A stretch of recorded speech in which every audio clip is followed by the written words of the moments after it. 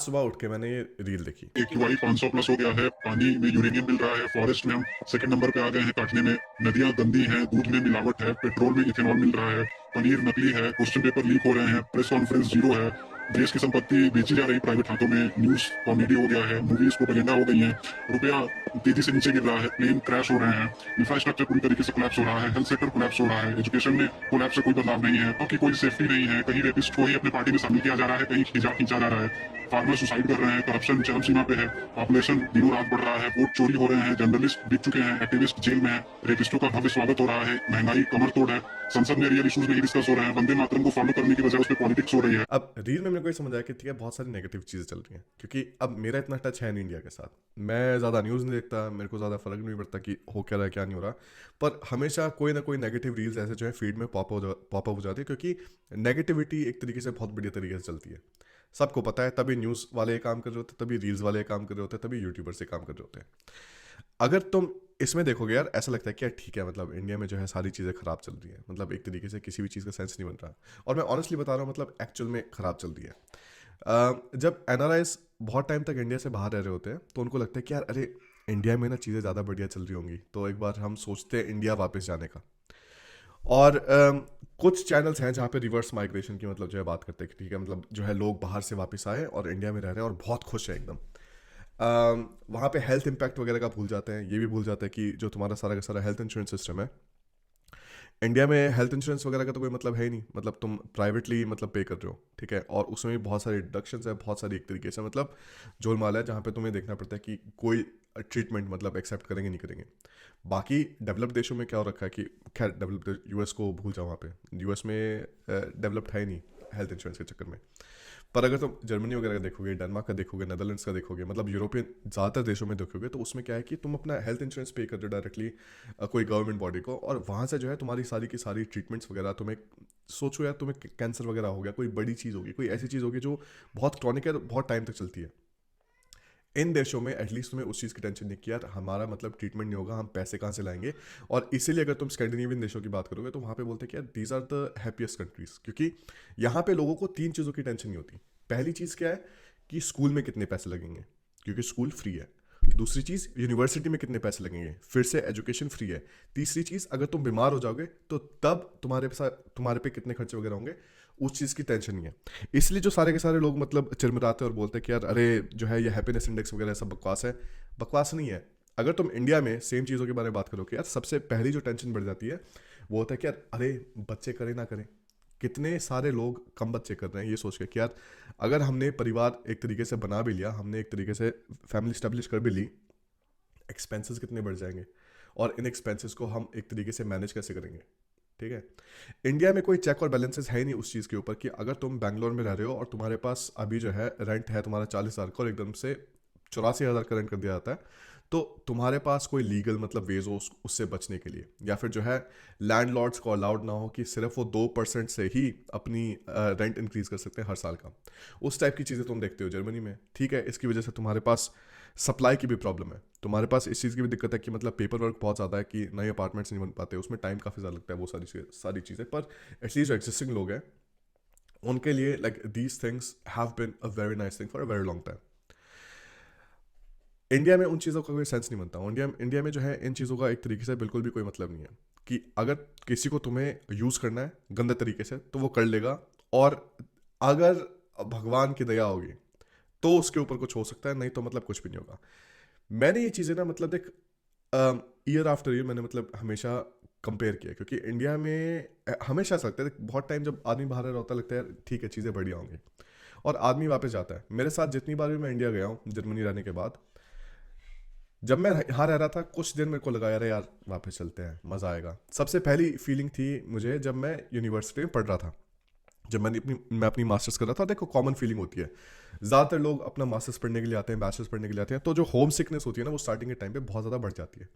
लगता है कि यार अरे यार क्या आगे, मतलब यहाँ पे तो ये नहीं है, यहाँ पे मतलब खुद का खाना बनाना पड़ रहा है, यहाँ पे कपड़े साफ़ करने पड़ रहे हैं, यहाँ पे जो है बर्तन साफ़ करने पड़ रहे हैं। इंडिया में कितने मज़े थे, या तो मम्मी पापा सारे के सारे काम कर रहे थे या फिर काम वाली करती थी, तो अपने को ये सारे के सारी टेंशन नहीं थी बिल्कुल भी। तो ये सारा आदमी जो है सोचना स्टार्ट करता है, फिर उसके बाद लगता है अरे इंडिया में ये चीज़ें बढ़िया थी यार, यहाँ पे क्यों आ गए। फिर समझ आता है यार कि जैसे तुम इंडिया आते हो, जितनी बार भी मैं इंडिया वापस गया, तो तुम्हें समझ आता है कि मतलब सिविक सेंस की इतनी ज़्यादा कमी है इंडिया में कि अगर तुम जैसे ही अपने घर से एक कदम बाहर रख दो तो तुम्हारी सारी दुनिया बदल जाती है। इंडिया में लग्जरी तब तक की है जब तक तुम घर के अंदर रहते हो। जैसे तुमने एक भी कदम घर से बाहर रखा, तब समझ आया कि यार अरे, हम तो जो है इंडिया में रह रहे हैं, हम जो है अपने महल में नहीं रह रहे, हम अपने सपने में नहीं रह रहे जो हम इसके घर के अंदर है। ठीक है, घर के अंदर तो सारी चीज़ें तुम कंट्रोल कर सकते हो, घर से बाहर निकलते के साथ ही सब चीज़ का सत्यानाश। अब मेरे को ये चीज़ तब समझ आई कि जब हम एयरपोर्ट पे थे। ठीक है, एयरपोर्ट पे जितनी बार बार भी तुम जाओ, हर एक बार अलग अलग एक्सपीरियंस होता है। मैंने जो चीज़ समझी कि आजकल जो है अपनी नई जो जनरेशन है, उनके साथ इंटरेक्शंस फिर भी और ज़्यादा सिविलाइज है कंपेयर टू तो जो है मतलब तुम्हारी ओल्डर जनरेशन थी। जब भी तुम इमिग्रेशन में जाओ तब पता चलता है, अरे यार मतलब हर बार कोई ना कोई टेढ़ा सा सवाल, क्योंकि मैं हमेशा लीना के साथ जाता था। अरे ब्याह तो तूने इसलिए किया होगा है मैं कहा, किसी भी चीज़ के लिए ब्याह किया हो, तुझे इस सवाल से क्या लेना देना। ठीक है, तो तुमने ऑलरेडी स्टार्टिंग में एक औरत देखते के साथ ही तुमने ऐसा कोई कमेंट पास कर दिया, ऐसी कोई मतलब भद्दी सी चीज़ बोल दी कि जो बाहर वाले लोग हैं ना, उनको भी मतलब कोई ऐसा अच्छा इंप्रेशन बनता ही नहीं है बिल्कुल भी। उनको नहीं लगता कि यार ठीक है, यहाँ पे जो है बहुत बढ़िया लोग रह रहे हैं और यहाँ पे जो है अच्छा सा टाइम स्पेंड होगा। एक चीज़ का जो डिफरेंस आता है वो भी साउथ में मतलब बहुत सारे लोग बोलते हैं। देखो मेरे दोस्त हैं जो बहुत नॉर्थ भी गए हैं, साउथ भी गए। अब मैं नॉर्थ से आया हूँ, ठीक है, मैं कुरुक्षेत्र से हूँ। अब जैसे लोग बात करते हैं साउथ की तो बोलते हैं अरे यार साउथ में तो मतलब इंडिया, साउथ इंडिया और मतलब नॉर्थ इंडिया डे और नाइट का डिफरेंस है। मेरे को तो ये चीज़ सुनने में अच्छी नहीं लगती, क्यों, मैं तो अपना नॉर्थ से हूँ, मेरे को अपना अपनी साइड पसंद है, पर मेरे को अपनी साइड की प्रॉब्लम्स भी पता है। ठीक है, जिस हिसाब से मतलब औरतों को ताड़ते हैं, जिस हिसाब से मतलब दिक्कतें होती हैं, मतलब दीज आर नॉट नॉर्मल। ठीक है, अब वो सारी चीज़ें सोचने के बाद लगता है कि यार हाँ, मतलब जहाँ पे रह रहे हो it is actually not so bad. दूसरी चीज़ बताता हूँ मैं, अब लीगल सिस्टम का सोच लो। लीगल सिस्टम में इंडिया में एक केस को लड़ते लड़ते ना सारी की सारी जिंदगी निकल जाती है। अब मेरे नाना का केस है, उनका केस है, और उनका केस था कि कोई ज़मीन का डिस्प्यूट था और इसके पड़ोसी के साथ, और वो डिस्प्यूट अभी पिछले मतलब 25-30 साल से चल रहा है, और वो कुछ ज़्यादा ज़मीन नहीं है, वो हो गया मेरे ख्याल से 2 स्क्वायर मीटर या 3 स्क्वायर मीटर, इस हिसाब से वो चले जा रहा है। पहले कोर्ट में चला गया, फिर कहीं और चला गया, वहाँ पे क्लियर हो गया, फिर जो है आगे एस्केलेट हो गया, फिर वहाँ क्लियर हो गया, फिर जो है वापस कोई और चीज़ स्टार्ट होगी। तो तुम ये समझ लो, अगर तुम इंडिया में लीगल किसी भी सिस्टम में फंस गए तो बहुत ज़्यादा दिक्कतें होती है। मेरा एक्सपीरियंस लीगल सिस्टम में मतलब यूरोप में बिल्कुल ही ज़मीन आसमान का अंतर है। हमारे साथ मतलब कुछ दिक्कत हुई, टैक्स वगैरह की दिक्कत हुई, डायरेक्टली मतलब हमें डिसीजन मिल गया 3 महीने के अंदर, और 6 महीने के अंदर इन्फोर्समेंट भी होगी ताकि हमारे पैसे वापस आ जाए। फिर एक और चीज़ हुई जहाँ पे, जब अब तुम्हें पता होगा दिल्ली नोएडा में क्या होता है कि जब तुम अपार्टमेंट खरीद रहे होते तो बहुत सारे, अभी तो नहीं पर पहले ऐसा होता था कि बहुत सारे अपार्टमेंट्स जो है इन्होंने बनाए ही नहीं, तुमसे डाउन पेमेंट ले ली, इंस्टॉलमेंट्स वगैरह ले ली, पर जो है सारी की सारी बिल्डिंग्स खड़ी हुई हैं खाली। मेरे साथ भी ऐसे काम हुआ। ठीक है, अब इंडिया में क्या है, 12 साल तक मतलब जो है लोग लड़े जा रहे हैं अभी उस केस के पीछे। हमारे साथ क्या हुआ, जैसे ही ये सारे के सारे मतलब सिस्टम हुआ, क्योंकि मैंने भी कुछ अपार्टमेंट्स में इन्वेस्ट कर रखा था, 3 अपार्टमेंट्स मैंने खरीदने थे। तो जब मैंने इन्वेस्टमेंट करी और उसके बाद जो है इन्होंने हमने कॉन्ट्रैक्ट वगैरह साइन किया कि मतलब हमें जो है इससे बाहर निकलना है सारे कॉन्ट्रैक्ट से, और हमें मतलब आगे कुछ भी इसके साथ करना नहीं है। तो जब हमने साइन किया उन्होंने पैसे नहीं दिए, उन्होंने हमें मेरे ख्याल से 3 महीने पैसे नहीं दिए, 3 या 4 महीने पैसे नहीं दिए।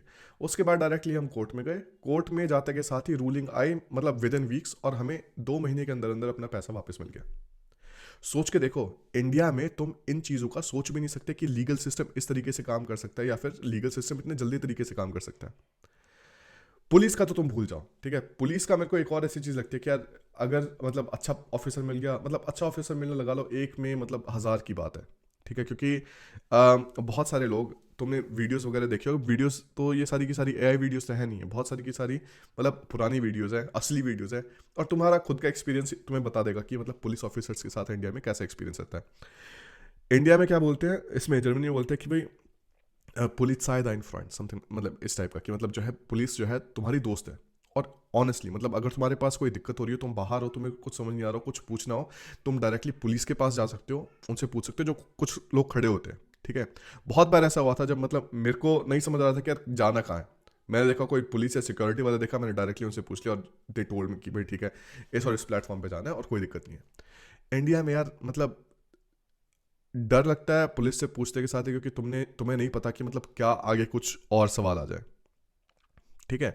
तो अगर तुम इन सारी की सारी चीज़ों का सोचोगे ना यार, ठीक है, इंडिया की दिक्कतें बहुत सारी है। इंडिया की दिक्कतें स्टार्ट होती है डायरेक्टली लैक ऑफ रिसोर्सेज के साथ। मतलब खैर लैक ऑफ रिसोर्सेज तो नहीं है, पर जिस हिसाब से रिसोर्सेज मतलब कुछ लोगों के हाथ में जा रहे हैं, तुम्हारे ये अडानी अंबानी वगैरह सारे के सारे, बाकी लोग एक तरीके से बस मतलब किसी तरीके से इनके ब्रेड क्रम्स के साथ ही जी रहे हैं आगे, ठीक है।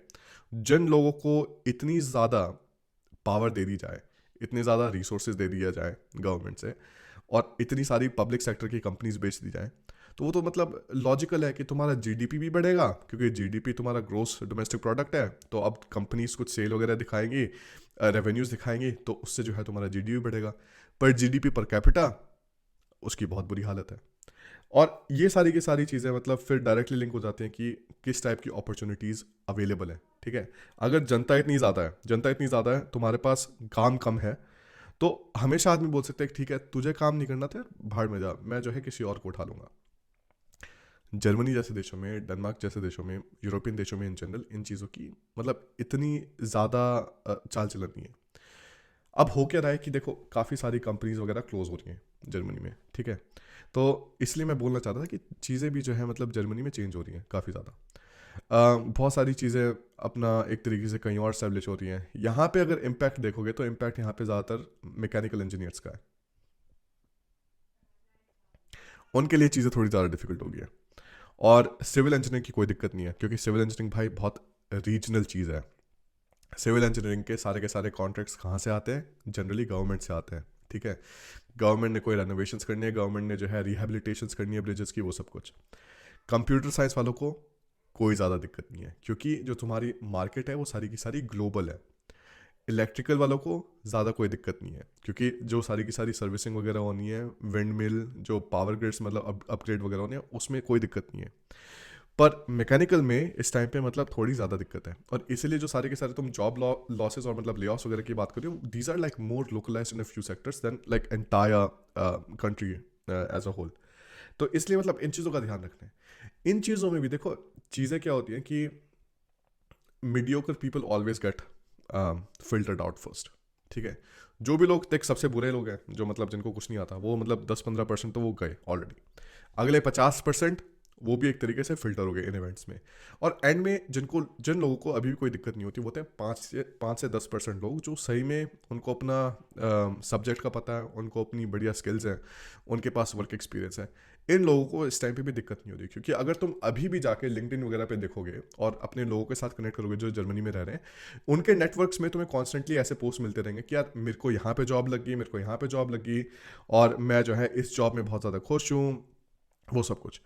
तो ये सारी चीज़ें जो है अभी भी जर्मनी में चल रही है। इसका मतलब ये नहीं कि हायरिंग्स बंद हो गई हैं, इसका मतलब ये है कि हायरिंग्स कम हो गई हैं, और जिन लोगों के पास सही स्किल्स नहीं है, सही मतलब टूल्स वगैरह नहीं है, उनको ये सारी जॉब्स मिलने में ज़्यादा दिक्कत होती है। पर जॉब्स अभी मिल रही है। तो इसलिए मतलब मेरा नए साल में फोकस ये रहेगा कि जो चैनल का फोकस है, और मतलब हम कुछ सर्विसेज भी लॉन्च कर रहे हैं जॉब सीकर्स के लिए, तो जिन लोगों को जॉब पे फोकस करना है, that is something that we are going to be focusing on. और दूसरी चीज़ जो तुम्हें पता है, germanspeakingclub.com मैंने स्टार्ट करा था सितंबर में। अब मैंने उसके ऊपर कोई वीडियो वगैरह नहीं बने, ऐसी कोई मतलब बड़ी चीज़ें नहीं बनाई, पर German speaking club this is something we are very passionate about. इसके लिए मैंने 3 नेटिव जर्मन स्पीकर्स को हायर किया, जिनके साथ तुम्हें हर हफ्ते 3 घंटे का टाइम मिलता है। और ये सारी की सारी ग्रुप कॉल्स होती हैं, कोई ज़्यादा बड़े ग्रुप नहीं होते, किसी में 2 लोग हो गए, किसी में 3 लोग हो गए, डिपेंडिंग ऑन मतलब किसके पास क्या अवेलेबिलिटी है। तो पर you are free to join all of the calls, क्योंकि तुम्हें किसी जो है टीचर से कोई और मतलब फीडबैक मिलेगा, किसी और से कोई और फीडबैक मिलेगा, तो you are welcome to join all of them. और हर हफ्ते तुम जो है तुम्हें नए नए लेसन्स मिलते हैं, और ये सारी की सारी चीज़ें। खैर दूसरी बात है, इसके बारे में बाद में बात करूँगा, पर मेन चीज़ है कि देखो जर्मन सीखना एक बहुत इंपॉर्टेंट चीज़ हो गया, क्योंकि अगर तुम सेम स्किल है तुम्हारे पास, इंडिया में तुम्हें उसके सेंट्स मिलेंगे, ठीक है। 132 रुपये पर घंटा इंडिया में एवरेज सैलरी है, और जर्मनी में मिनिमम वेज ही 12 यूरो और 82 सेंट है। तो तुम्हें वहीं पे मतलब ज़मीन आसमान का अंतर मिल रहा है। फिर दूसरी चीज़ देखोगे तो सारी की सारी जो एक तरीके से अनोनिमिटी है, जर्मनी में अभी भी तुम कुछ ना कुछ मतलब तुम्हें कोई कैश ट्रांजैक्शंस करने हैं, तुम्हें मतलब कहीं से कुछ खरीदना है, और तुम्हें जो है उसके लिए मतलब कार्ड से पे नहीं करना चाहते, जो कुछ भी मतलब कैश अभी भी चल रहा है। इंडिया में वो सारी की सारी चीज़ें ख़त्म करी जा रही है। जर्मनी में अभी भी ये अलाउड नहीं है कि इनकम टैक्स डिपार्टमेंट को तुम्हारे व्हाट्सएप वगैरह के ईमेल वगैरह के सारी की सारी एक्सेस मिले, ठीक है। पर इसमें इंडिया में तुमने देखा ही होगा कितनी सारी न्यूज़ आई थी अभी कि मतलब अगर इनकम टैक्स डिपार्टमेंट चाहे तो वो तुम्हारा डायरेक्टली अपने व्हाट्सएप मैसेजेस पढ़ सकते हैं और इन सारी चीज़ों में इनको दिक्कत नहीं होगी। मोरल ऑफ द स्टोरी ये है, मोरल ऑफ द स्टोरी है कि देखो बहुत टाइम से मतलब मैं चैनल पे नहीं था क्योंकि आदित्य एक तरीके से चीज़ें संभाल रहा था और मतलब वीडियोस वगैरह बना रहा था। आई हैव अ चाइल्ड, ठीक है, मेरी एक लड़की है, मेरे को उसका ध्यान देना है। ध्यान के देना है। मेरे पास अपॉर्चुनिटी थी यूट्यूब पे वीडियोस नहीं बनाने की और फैमिली के साथ ज़्यादा टाइम स्पेंड करने का, तो I use that opportunity. Things have change now, things have change now क्योंकि Aditya is not going to be with us anymore. और मतलब उसके काफ़ी सारे रीजंस थे। उनमें से एक रीज़न ये भी था कि मतलब हमने एम्बेसी के साथ रिसेंटली मतलब बात करने की कोशिश करी थी कि मतलब एक और कोलैबोरेशन मिल जाए, क्योंकि एक कोलैबोरेशन तो हो रखी थी। तो एम्बेसी से हमें रिस्पांस मिला कि मतलब हम उन बिजनेसेस के साथ कोलैबोरेट नहीं करते, उन बिजनेसेस के साथ काम नहीं करते जो हमें क्रिटिसाइज करते हो। This was something in a nutshell. मतलब आदित्य की उनके साथ बात हुई थी और they told me, Aditya told me and I was like this is not nice. फिर आदित्य जो है जर्मनी आना चाह रहा था, मतलब 2 बार जो है मैंने उसको बुलाया कि भाई आ जा, जो है मतलब घूम लेंगे, कुछ वीडियोस वगैरह बना लेंगे। दोनों बार जो है इसका मतलब वीज़ा भी रिजेक्ट हो गया। A few of these things compiled और मतलब उसने मेरे को बोला कि he doesn't think he can grow here.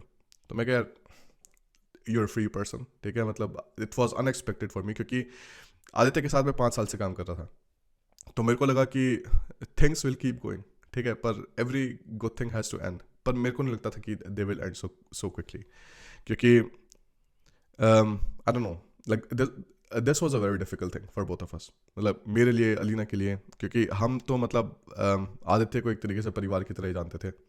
पर जब ऐसी सारी चीज़ें होती है और तुम्हें समझ आता है कि यार जो फ्रीडम ऑफ स्पीच है, मतलब this is already like very limited और फ़र्क नहीं पड़ता कि तुम किसी को क्रिटिसाइज करो क्योंकि ब्लैक मार्केट्स में अपॉइंटमेंट्स बिकी जा रही थी उस टाइम पे और एम्बेसी कुछ कर नहीं रही थी। उसके बाद में तुम्हें जो है क्रिटिसाइज कर दिया तो तुम्हें एम्बेसी से ही कोई नो रिस्पॉन्स मिलना स्टार्ट हो गया। इट जस्ट बिकम्स क्लियर कि देखो सारी की सारी दुनिया like it is heading into a shit direction. और I think this is not just going to be Germany, this is not just going to be India, I think this is going to be worldwide. You see it in US, you see it in Canada, you see it in Australia, like ये सारी की सारी चीज़ें। UK में तो मतलब भूल जाओ, यूके मतलब इंडिया नहीं लग, ये यूके नहीं लगता, वो पाकिस्तान ही लगता है इस टाइम पे, ठीक है। तो यूके वगैरह का तुम भूल जाओ। इंडिया में तुम देख रहे हो कितने सारे मतलब जो है गैंग वायलेंस वगैरह हो रही है इंडियंस के प्रति। जर्मनी में इस टाइप का अभी तक कुछ भी नहीं है, ठीक है। पर जर्मनी में जो है दूसरी टाइप की प्रॉब्लम्स आने की, विच इज़ मतलब इकोनॉमी, चीज़ें अभी भी मतलब बहुत ज़्यादा सिविलाइज्ड है। और यू स्टिल हैव अपॉर्चुनिटीज़। अगर तुम Indeed.de पे जाओगे, स्टेपस्टोन्स पे जाओगे, लिंक्डइन पे जाओगे, you will see there still so many jobs available, ठीक है। पर क्योंकि AI जैसे आ रहा है और जिस हिसाब से मतलब बहुत सारी मतलब जूनियर लेवल जॉब्स एक तरीके से जा रही है, तो आई वुड रियली रिकमेंड कि मतलब जर्मनी का प्लान तब बनाना चाहिए when you are completely sure कि what you want to do in the end and you are like completely dedicated. Germany आओगे, लगेगा कि नहीं यार जो है मैं बस पार्ट टाइम जॉब्स के लिए आ रहा हूँ, मेरे को जो है पढ़ाई से कोई लेना देना नहीं है, मार्क्स कम आएंगे, वो सब कुछ के, तो उन सारी चीज़ों में एक तरीके से बिल्कुल भी सेंस नहीं बनता आने का। तो ये सारी चीज़ें हैं। अगर तुम्हें मुझसे 1-on-1 बात करनी है तो I have a call link for that in the description. और अगर तुम्हें जर्मन स्पीकिंग क्लब ज्वाइन करना है, you have a 7-day free trial, तो तुम आ जाओ डायरेक्टली, देख लो किस हिसाब से सेशंस वगैरह होते हैं and then you can decide if you want to stay और नॉट, ठीक है। Still, like I said, things are changing. Most things are not changing for the good everywhere in the world, and this is why it's very difficult to make any kind of decision. ठीक है, कुछ भी मतलब planning work करने से पे बहुत दिक्कत वाली बात है। पर एक चीज़ मैं बोल सकता तुम्हें कि इंडिया से तुम ज़्यादातर किसी भी देश में बाहर निकल जाओगे तो life is only going to improve, it is not going to get worse. जो भी सारे डेवलप्ड देश हैं उसमें अभी भी they have their own problems, पर जिस टाइप की प्रॉब्लम्स तुम्हारे पास इंडिया में है उस टाइप की प्रॉब्लम्स वहाँ पे नहीं है। तो तुम्हारी क्वालिटी ऑफ लाइफ इंप्रूव ही होने वाली है, डिक्रीज नहीं होगी। तुम ज़्यादा ही पैसे कमाओगे, कम पैसे नहीं कमाओगे। तुम्हारे पास जीने के लिए ज़्यादा रिसोर्सेज होंगे, कम नहीं होंगे। अगर तुम बाहर रह के पैसे कमाने स्टार्ट करोगे, कुछ और पैसे आगे उससे घूमना स्टार्ट करोगे, that is only going to be something which you are going to be happy about. This is not going to be something that you are going to regret. तो बस मैं ये बोलना चाह रहा था। मैंने इस वीडियो को बनाने से पहले 100 चीज़ें सोची यार कि मैं जो है ये रील डाल देता हूँ, ये डाल देता हूँ, इसके अंदर ये एनिमेशन डाल देता हूँ, ये सब कुछ नहीं डालूंगा। These are going to be raw videos for the next times till we find somebody as good as आते हैं। I don't think we will, पर सक्स a huge loss.